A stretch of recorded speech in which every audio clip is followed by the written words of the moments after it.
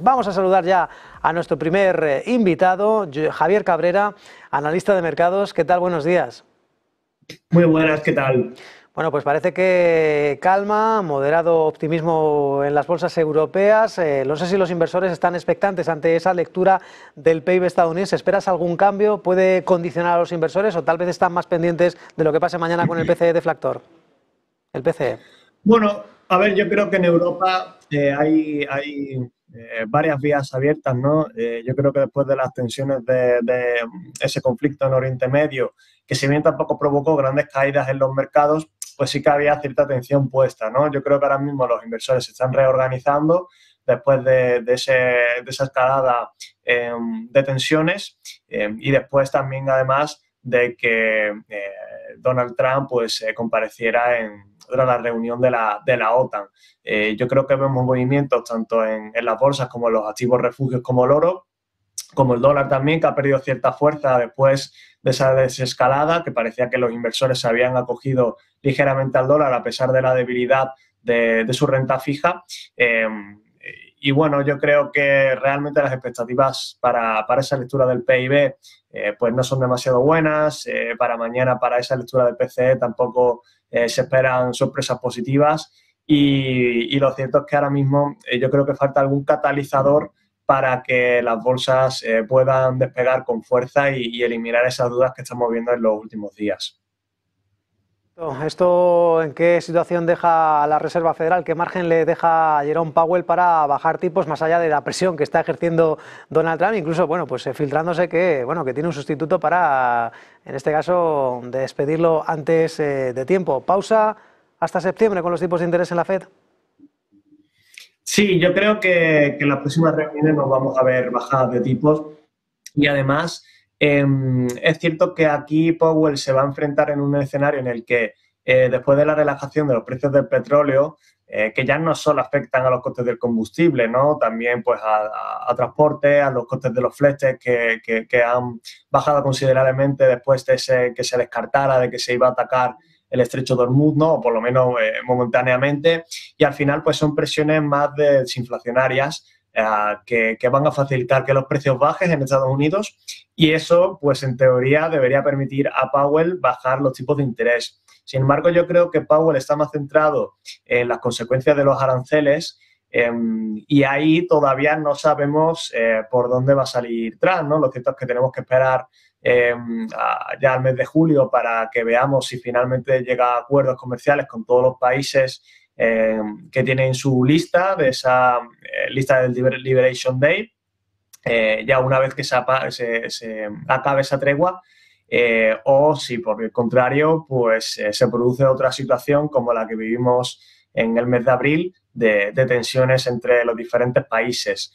Yo creo que esa es la clave y es que en el corto plazo sí que podríamos ver un repunte inflacionario si vuelven los aranceles. Es cierto que ahora mismo tenemos esa tregua y en cualquier caso el arancel medio es mucho mayor que antes del Liberation Day. Entonces, al final, pues la cadena de suministros lo van achacando. Es cierto que en el corto plazo pues hay compañías que pueden intentar absorber esos costes, pero finalmente vamos a ver una parte al menos de un traslado de ese aumento de los aranceles a los consumidores finales. Más de espera hasta un mes de julio en el que, pues tenemos que salir de dudas con Europa, con Japón, con China, con muchos más. Mientras tanto, hay algunas certezas o al menos algunos acuerdos, algunos compromisos, como el gasto en defensa de los países europeos integrantes de la OTAN y en este caso las perspectivas para el sector, también ese plan fiscal de Alemania. Entiendo que si en este caso pues hay que huir o a lo mejor reducir peso en Estados Unidos, hay que enfocarse más en el sector defensa. ¿Cuáles son las perspectivas? Las perspectivas son buenas, el problema es que yo creo que ya se ha descontado bastante en el precio. Se me hace complicado seguir viendo despuntes fuertes cuando la mayoría de compañías del sector han subido más de un 100%, ¿no? Indra, pues ahora mismo está en un 95% arriba en el año, Rheinmetall totalmente disparada, Leonardo también. Entonces, es cierto que las expectativas son buenas, que las inversiones se van a centrar sobre todo, o se van a canalizar sobre todo a través de las grandes compañías de Europa, pero no sé hasta qué punto los inversores están descontando que esas inversiones se van a realizar ya. también hay que tener en cuenta que este tipo de planes de gasto suele llevar más tiempo del que en un principio se esperaba, ¿no? Lo vimos también con los fondos Next Generation. Y hay ocasiones en las que tienes un capital que quieres invertir, pero hay cuellos de botella dentro del sector y hay problemas de producción y, por tanto, no puedes invertir todo el dinero que tú querrías, ¿no? Y eso pues también podría lastrar hacia algunas compañías. Entonces, yo creo que si bien económicamente hablando, pues el sector sí que va a tener unos años buenos en términos generales, a nivel inversor hay que tener cuidado cuando hacemos ese cálculo, ¿no?, de los flujos de caja, cuándo esperamos que se vayan a producir, porque puede cambiar totalmente la valoración. No es lo mismo que el año que viene Indra incremente sus beneficios un 15% o que esto lo haga a lo largo de 2 o 3 años. Entonces, creo que hay que seguir bastante atentos cómo se comienza a poner en marcha esos planes de inversión y en función de eso, pues seguir viendo. De hecho, incluso en España ya hemos visto, ¿no?, como esa reticencia de incrementar los gastos en defensa más de lo que ya lo hemos hecho, hablando en términos equivalentes al PIB, pues también podría incluso lastrar ese crecimiento esperado por parte de Indra. Así que creo que son variables muy importantes a tener en cuenta y, claro, pues ahora está en boca de todos, los países prometen inversiones multimillonarias, después hay que ver si tenemos que imaginarnos, ¿no?, si el conflicto entre Rusia y Ucrania se relaja, si en Oriente Medio también hay paz, si de verdad esas inversiones se van a realizar o, por el contrario, se van a destinar a otra cosa urgente que suceda en ese plazo. Así que creo que hay que ser también bastante cautos. Bueno, las bolsas que son máquinas de descontar expectativas, Javier, pero bueno, tanto no pueden en este caso anticipar porque estamos hablando, aunque es cierto que ya llevan bastante subida el sector defensa europeo, estamos hablando de 2035, también estamos hablando de, bueno, 800.000 millones de euros en la Unión Europea y mientras tanto, sector defensa, pero vamos a ver qué hacemos con una táctica defensiva para proteger nuestra cartera, porque, por ejemplo, el oro es cierto que lleva dando síntomas de agotamiento a pesar de ese recrudecimiento de las tensiones en Oriente Medio, con balance negativo, a pesar de ese intercambio de misiles hasta hace 24 horas entre Irán e Israel. No sé si tenemos que mirar más allá del lleno del franco suizo o, Javier, sector utilities, una táctica para, en este caso, el inversor más conservador. Sí, a ver, yo creo que es que el oro no estaba o los inversores no han usado el oro tanto para este tipo de conflictos porque realmente el impacto en las bolsas no estaba siendo tampoco demasiado duro.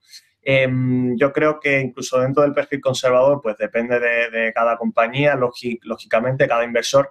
En este caso, pues quizás podríamos centrarnos en parte de la renta fija europea, en bonos estatales. Es cierto que sí, que los niveles de deuda son bastante elevados, pero bueno, creo que una prima de riesgo por parte de los países periféricos con respecto a Alemania, que se ha reducido por ese despunte de la rentabilidad de los bonos alemanes. Creo que Alemania sigue siendo mucho más solvente que el resto de países europeos, entonces podría ser interesante para un inversor conservador invertir en bonos de deuda alemanes, quizás plazos superiores a los 5 años, porque además hay expectativas de bajada de tipos. Es probable que la curva de tipos incluso se pueda llegar a aplanar por caídas de los tipos de interés en los plazos más largos. Entonces, pues tiene sentido alargar incluso un poco más la duración para beneficiarnos de esa rentabilidad que se suele comentar como el roll down return y generar cierta rentabilidad extra, ¿no?, además de esa bajada de tipos de interés. Entonces, yo creo que los inversores pueden tirar por ahí y desde luego, en contextos como el actual, es cierto que las inversiones en otra moneda, por ejemplo, renta fija estadounidense, es cierto que han repuntado bastante los yields, pero tenemos un riesgo de divisa bastante elevado y que aumenta mucho la incertidumbre para un inversor conservador. Pues Javier Cabrera, analista de mercados, gracias por compartir esta visión, estas tácticas, estas estrategias para, bueno, quién sabe si un verano más tranquilo o con una gestión activa, más pendiente de esas oportunidades. Un abrazo, buen día, buen negocio. Muchas gracias, un saludo.